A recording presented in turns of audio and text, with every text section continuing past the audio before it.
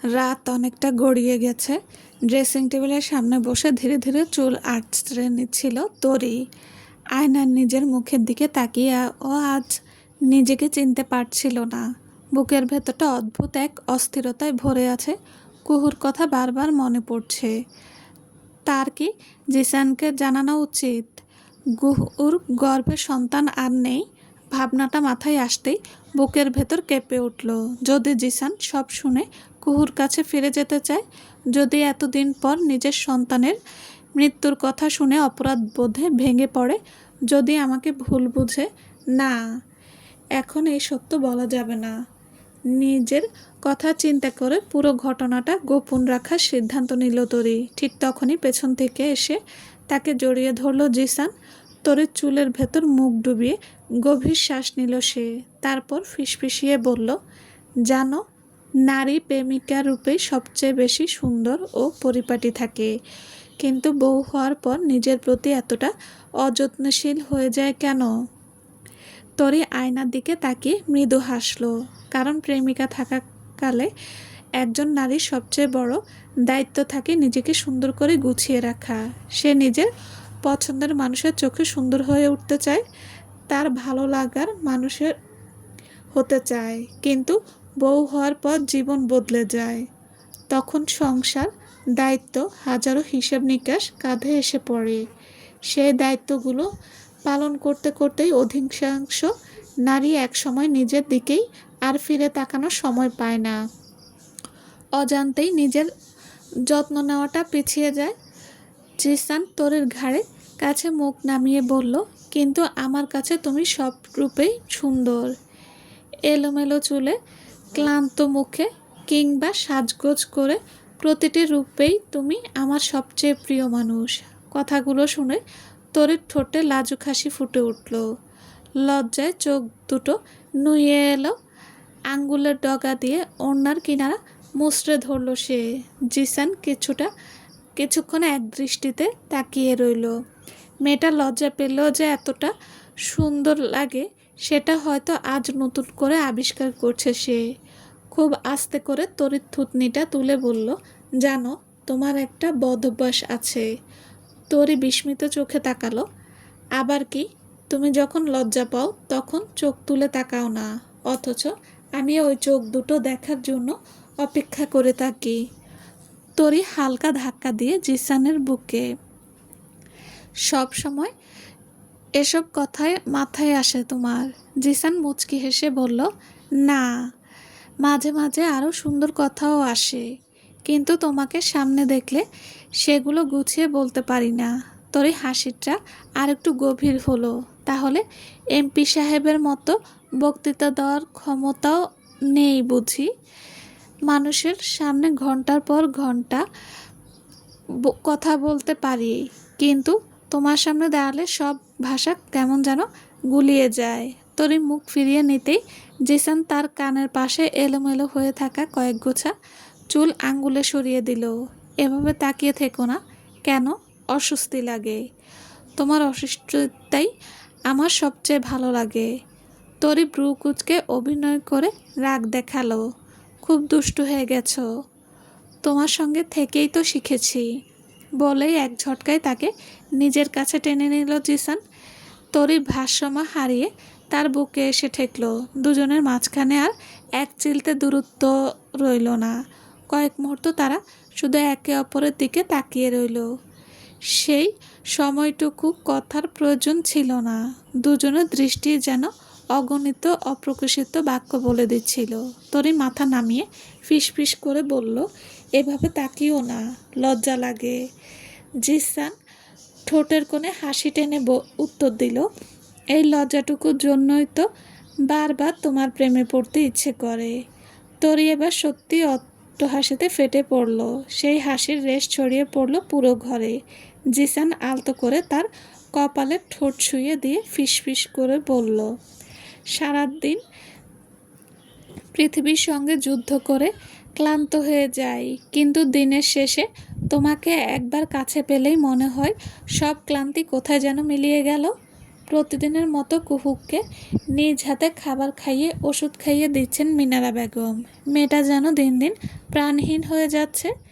একসময় যে মুখে হাসি লেগে থাকতো সেই মুখে এখন কোনো অনুভূতির ছাপও নেই। চুপচাপ বসে থাকে, যা দেওয়া হয় তাই খেয়ে নেয়, যা বলা হয় তাই করে, যেন রক্ত মাংসের মানুষ নয়, অনুভূতিহীন এক কাঠের পুতুল। এমন আঘাত সহজে মেনে নেওয়ার মতো না। যে মানুষটাকে নিজের পৃথিবী ভেবে সব কিছু ছেড়ে এসেছিল, যার হাত ধরে ভবিষ্যতের অসংখ্য স্বপ্ন এঁকেছিল, সেই মানুষটির কাছে থেকেই যখন সবচেয়ে নির্মম আঘাতটা আসে, তখন ভাঙে শুধু একটা সম্পর্ক নয়, ভেঙে চুরমার হয় যায় বিশ্বাস, ভরসা, বেঁচে থাকার ইচ্ছেটুকু। আর কুহুর ক্ষেত্রে তো ক্ষতটা আরও গভীর। একদিকে স্বামীর প্রতারণা, অন্যদিকে সবচেয়ে আপন বলে বিশ্বাস করা বান্ধবীর জঘন্য বিশ্বাসঘাতকতা, তার ওপর নিজের অনাগত সন্তানকে হারানোর অসহনীয় শোক। এতগুলো আঘাত একসঙ্গে বয়ে বেড়ানোর শক্তি সবার থাকে না। তবুও মিনারা বেগম হাল ছাড়েন না। মেয়েকে আবার স্বাভাবিক জীবনে ফিরিয়ে আনার জন্য নিজের সর্বোচ্চ চেষ্টা করে যাচ্ছেন তিনি। কখনো গল্প করেন, কখনো পুরনো অ্যালবাম খুলে বসেন, কখনো শৈশবের মজার স্মৃতিগুলো মনে করিয়ে দেওয়ার চেষ্টা করেন, যদি একেবারের জন্য মেয়েটার মুখে সেই আগের হাসিটা ফিরে আসে। পরদিন সকালে আর আগের মতো কুহুর ঘরে নাস্তা নিয়ে গেলেন না তিনি, বরং ধীরে ধীরে মেয়ের হাত ধরে তাকে ড্রয়িং রুমে এনে সোফায় বসালেন। খবর পেয়ে কুহুর ছোটবেলার আরেকজন খেলাধুলার সঙ্গী, প্রতিবেশী আর স্কুলের পরিচিত বন্ধুরা তাকে দেখতে এলো। কেউ ফল নিয়ে এসেছে, কেউ ফুল, কেউ একটুখানি সাহস দেওয়ার জন্য এসেছে। সবাই একে একে কুহুর পাশে বসে কথা বলে চেষ্টা করলো। কুহু, চিনতে পারছিস আমাকে? আমরা সবাই তোর জন্য দোয়া করছি, তুই খুব তাড়াতাড়ি সুস্থ হয়ে উঠবি, দেখিস। কিন্তু কুহু কোনো প্রতিক্রিয়া নেই। সে একবারও কারো দিকে চোখ তুলে তাকালো না। তার দৃষ্টি স্থির হয়ে রইল মেঝের এক কোণে। মনে হচ্ছে পৃথিবীর সব শব্দ যেন তার কানে পৌঁছানোর আগেই নিঃশব্দে হয়ে যাচ্ছে। বন্ধু, বিশ্বাস, এই শব্দগুলোর অস্তিত্বই যেন আজ তার কাছে অর্থহীন। কারণ যাদের সে সবচেয়ে বেশি বিশ্বাস করেছিল, তারাই একে একে সেই বিশ্বাসঘাতককে রক্তাক্ত করে চলে গেছে। বিকেলের আলো চারদিকে ছড়িয়ে পড়তেই মিনারা বেগম আজ সেলিম মিয়া কুহুকে নিয়ে বের হলেন। ভাবলেন চার দেওয়ালের বন্দিত্ব থেকে মেয়েটাকে একটু বাইরে আনা দরকার। হয়তো খোলা আকাশ, নদীর হাওয়া, প্রকৃতির ছোঁয়া তার অবশ হয়ে যাওয়া মনটাকে সামান্য হলেও স্পর্শ করবে। তারা গিয়ে বসলেন পদ্মা নদীর তীরে, রাজশাহী শহরেরটি বাদা এলাকায়। বিকেলে সোনালি রোদ তখন পদ্মার বুকে ঝিলমিল করছে। দূরে মাঝিদের নৌকা ধীরে ধীরে ভেসে যাচ্ছে। কোথাও শিশুদের হাসির শব্দ, কোথাও পরিবারের সঙ্গে ঘুরতে আসা মানুষের কোলাহল। অথচ সেই প্রাণচঞ্চল পরিবেশের মাঝেও কুহু যেন সম্পূর্ণ আলাদা এক জগতে বসে আছে। তার দৃষ্টি স্থির নদীর বয়ে চলা পানির দিকে। মিনারা বেগম মেয়ের কাঁধে হাত রেখে বললেন, কুহু, চল ওদিকে ফুচকা খাই। ছোটবেলায় তো তুই এক প্লেট খেয়ে আরেক প্লেটের বায়না ধরতিস। কুহু কোনো উত্তর দিল না। কিছুক্ষণ পর সেলিম মিয়া আইসক্রিম কিনে এনে মেয়ের সামনে ধরলেন। নাও মা, তোমার পছন্দের চকলেট ফ্লেভার। কুহু শুধু একবার আইসক্রিমটার দিকে তাকালো, তারপর আবার চোখ ফিরিয়ে নিল নদীর দিকে। মেয়ের এই নিশ্চুপ মুখটা আর সহ্য করতে পারলেন না সেলিম মিয়া। তিনি ধীরে ধীরে কুহুর পাশে গিয়ে বসলেন। মেয়ের মাথায় স্নেহের হাত রেখে শান্ত গলায় বললেন, কুহু যান। কুহু কোনো সাড়া দিল না। সেলিম মিয়া আবার বললেন, তুমি বিড়ালের মতো নয়, সিংহের মতো বাঁচতে শেখো। জীবন একটা ধাক্কা দিয়েছে বলেই থেমে গেলে চলবে? হোঁচট খাওয়া লজ্জার নয়, পড়ে থেকে যাওয়াটাই লজ্জার। নিজের জন্য না হোক অন্তত আমাদের জন্য বাঁচো। তুমি ভাবছো তুমি একাই কষ্ট পাচ্ছ, কিন্তু তুমি কি জানো তোমার সঙ্গে সঙ্গে আমরাও প্রতিদিন একটু একটু করে মরে যাচ্ছি। কুহু চোখের কোণে জল চিকচিক করে উঠল। সেলিম মিয়া কাপা গলায় বললেন, প্রতি রাতে তোমার আম্মু লুকিয়ে কাঁদে, মনে করে আমি কি বুঝি টের পাই না। কিন্তু তার প্রতিটি কান্নার সাক্ষী আমি। ফজরের আজান পর্যন্ত ওর চোখে ঘুম নামে না। একবার তোমার ঘরে যায়, আবার আমার কাছে ফিরে আসে। সারা রাত শুধু আল্লাহর কাছে একটা কথাই বলে, আমার মেয়েটাকে আগের মতো করে দাও। তিনি মেয়ের মাথায় হাত বুলিয়ে দিলেন। তুমি একা নও মা, আমরা আছি, সবসময় ছিলাম, এখনও আছি, মৃত্যুর আগ পর্যন্ত থাকব। মানুষ চলে যায়, সম্পর্ক ভেঙে যায়, কিন্তু বাবা মায়ের আশ্রয় কখনো ভেঙে পড়ে না। পদ্মার ঢেউ তীরে এসে আছড়ে পড়ছে। সেলিম মিয়ার কণ্ঠ আরও ভারী হয়ে এলো। জীবন কারো জন্য থেমে থাকে না। ভালো সময় যেমন স্থায়ী নয়, তেমনি খারাপ সময়ও নয়। পৃথিবীতে এমন কোনো মানুষ নেই যে সে শুধু সুখ পেয়েছে, আবার এমনও কেউ নেই যে সারা জীবন শুধু দুঃখই বয়ে বেরিয়েছে। সময় একদিন সব বদলে দেয়, কিন্তু তার জন্য আগে নিজেকে বাঁচতে হয়। এতক্ষণ নিজের অনুভূতিগুলো বুকের ভেতর চেপে রাখা কুহু আর পারল না। হঠাৎ করে বাবার সামনে হাঁটু গেড়ে বসে পড়ল। দু হাত দিয়ে বাবার পা জড়িয়ে ধরে ফুপিয়ে কেঁদে উঠল। আব্বু, আমাকে ক্ষমা করে দাও। সেলিম মিয়া চমকে উঠে মেয়েকে ধরতে গেলেন। কুহু কাঁদতে কাঁদতে বলতে লাগলো, আমি শুধু নিজের কষ্ট দেখেছি, একবারও ভাবিনি আমার জন্য তোমাদের কতটা অপমান সহ্য করতে হয়েছে। মানুষ তোমাদের কত কথা শুনিয়েছে, কত আঙ্গুল তুলেছে, অথচ আজও আমি নিজের শোক নিয়েই পড়ে আছি। সে বাবার পায়ের ওপর মুখ রেখে কাপা গলায় বলল, আমি ভেবেছিলাম আমি সবচেয়ে বেশি ভেঙে গেছি, কিন্তু আজ বুঝলাম আমার সঙ্গে সঙ্গে তোমরাও ভেঙে গেছো। শুধু পার্থক্য হলো আমি কান্না করেছি নিজের জন্য, আর তোমরা কেঁদেছো আমার জন্য। আমি খুব স্বার্থপর হয়ে গিয়েছিলাম আব্বু, সব সময় শুধু নিজের ক্ষতটাই দেখেছি। তোমাদের বুকের ভেতর যে আমার চেয়েও বড় রক্তক্ষরণ হচ্ছিল সেটা বুঝতেই পারিনি। আমাকে ক্ষমা করে দাও, যদি পারো আর একবার আমাকে নতুন করে বাঁচতে শেখাও। সেলিম মিয়া আর এক মুহূর্ত নিজেকে সামলে রাখতে পারলেন না। নিচু হয়ে মেয়েকে দুই বাহু আগলে বুককে টেনে নিলেন। মেয়ের মাথায় বারবার হাত বুলিয়ে শান্ত কণ্ঠে বললেন, মানুষ কি বলল, কে কি ভাবলো, সেসব নিয়ে আমাদের কোনো আক্ষেপ নেই। পৃথিবীর মানুষ আজ কথা বলবে, কাল অন্য কাউকে নিয়ে বলবে, কিন্তু আমাদের পৃথিবী তো তুমি। তুমি ভালো থাকলেই আমাদের ঘর আলো ভরে ওঠে। তুমি কষ্টে থাকলে এই বাড়ির প্রতিটি দেওয়ালও যেন কেঁদে ওঠে। কুহু বাবার বুকে মুখ লুকিয়ে নিশ্চুপ হয়ে রইল। সেলিম মিয়া আবারও বললেন, যে মানুষ তোমার মূল্য বুঝতে পারেনি, যে তোমার ভালোবাসার মর্যাদা দিতে পারেনি, তার জন্য নিজের জীবনকে থামিয়ে রেখো না। একটা ভুল মানুষ কখনো তোমার পুরো জীবন নির্ধারণ করতে পারে না। শোনো, কালকেই তোমাকে আবার অনার্সে ভর্তি করাবো। একটা বছর নষ্ট হয়েছে, হোক। জীবন কোনো দৌড় নয় যে সবাইকে একই সময়ে গন্তব্যে পৌঁছাতে হবে। কেউ একটু আগে পৌঁছায়, কেউ একটু পরে। তাই বলে পথ তো থেমে থাকে না। তুমি আবার বই হাতে নাও, নতুন করে স্বপ্ন দেখো, নিজের একটা পরিচয় করো। মনে রেখো, যে মানুষ নিজের পায়ে দাঁড়াতে শেখে তাকে ভেঙে দেওয়া এত সহজ নয়। কুহুর চোখ ভিজে ওঠে।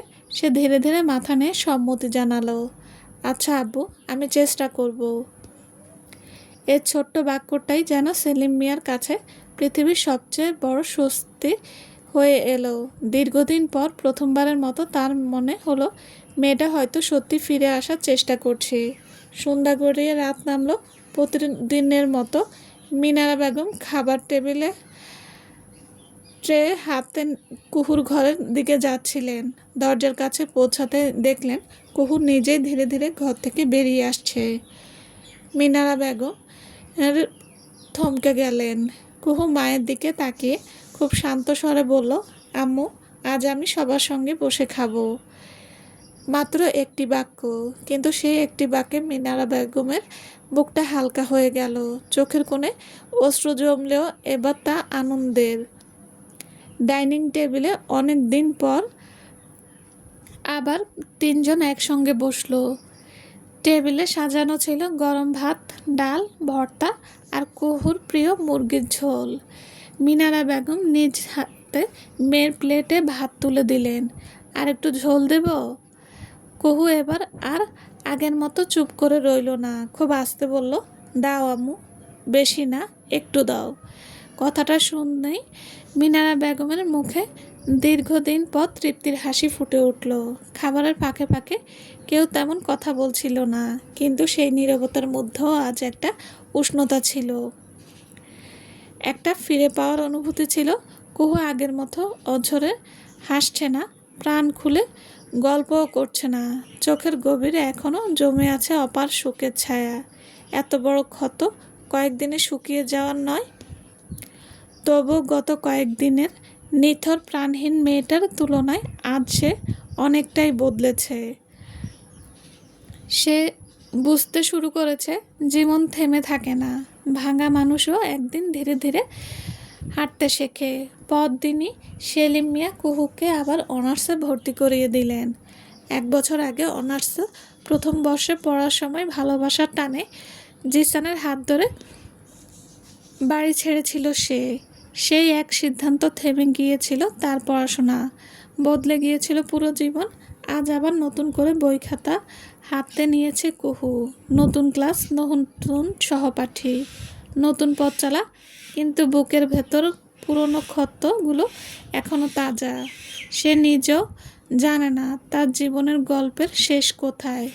প্রতিদিন নিয়ম করে কলেজে যায়, ক্লাস করে, লাইব্রেরিতে বসে বই পড়ে, কখনো ক্যাম্পাসের নিরিবিলি পথে একা একা হাঁটে। নিজেকে ব্যস্ত রাখার চেষ্টা করে, কারণ সে জানে মানুষ যত ব্যস্ত থাকে তত কম ভেঙে পড়ে। কিন্তু সমাজ মানুষকে এত সহজে বাঁচতে দেয় না। কুহু যতবার অতীতকে পেছনে ফেলে সামনে এগিয়ে যেতে চায়, ততবারই সেই অতীত অন্য কারো মুখ দিয়ে ফিরে আসে। কলেজের গেট, রাস্তার মোড়, বাজার কিংবা পাড়ার অলিগলি, যেখানেই যায় কোথাও না কোথাও ফিসফাস শুরু হয়ে যায়। ওই যে মেয়েটা প্রেম করে পালিয়ে গিয়েছিল না, হ্যাঁ সেই তো। শেষে স্বামী নাকি অন্য মেয়েকে নিয়ে পালিয়েছে। কেউ আবার আড়ালে না করেই কটাক্ষ করে দেয়। মা বাবা মুখে কালি মুখে আবার কি মুখ নিয়ে ফিরে এসেছে। এত লজ্জা থাকলে মানুষ ঘর থেকে বের হতো না। আরও কেউ তাচ্ছিল্যে হেসে বলে, বাবা মা মানুষ ভালো বলেই আশ্রয় দিয়েছে, অন্য কেউ হলে দরজাই খুলতো না। নিজের ইচ্ছায় ঘর ছেড়ে গিয়েছিল, এখন আবার কাঁদতে এসেছে। মা বাবার সম্মান যতটুকু বাকি আছে সেটুকুই ডুবাতে এসেছে। কারো কারো ভাষা আরও নিষ্ঠুর হয়ে ওঠে। এসব মেয়েদের জন্যই অন্য মেয়েদের বদনাম হয়। আজ একজনের হাত ধরে পালায়, কাল আরেকজন, তারপর আবার সমাজের সহানুভূতি চায়। ইজ্জত একবার গেলে আর ফিরে না। এসব মেয়েকে বিশ্বাস করা মানে নিজের সর্বনাশ ডেকে আনা। যার নিজের চরিত্র ঠিক নেই, তার জীবনে শান্তি থাকবে কি করে? প্রতিটি বাক্য ছিল ধারালো ছুরির মতো। কুহু সব শুনত, একটি কথারও প্রতিবাদ করতো না। চোখ নামিয়ে নীরবে হেঁটে চলে যেত, এমন ভান করতো যেন কিছুই শুনতে পায়নি, কিছুই তার কানে পৌঁছায়নি। কিন্তু বাস্তবতা ছিল ভিন্ন। প্রতিটি কটূক্তি বুকের গভীরে গিয়ে বিঁধত। মনে হতো যেন কেউ পুরনো ক্ষতগুলো বারবার ছেড়ে রক্তাক্ত করে দিচ্ছে।